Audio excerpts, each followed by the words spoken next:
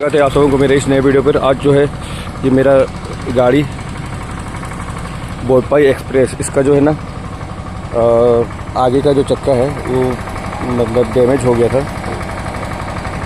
क्योंकि बहुत गाड़ी रनिंग करता है। अभी फ़िलहाल जागेन दुलसनम का सीजन है, तो कल मैं जमशेदपुर से लाया हूँ टायर, और ये खरसावां का जो आमदा स्टेशन के बगल में ये गैरेज खुला है नया।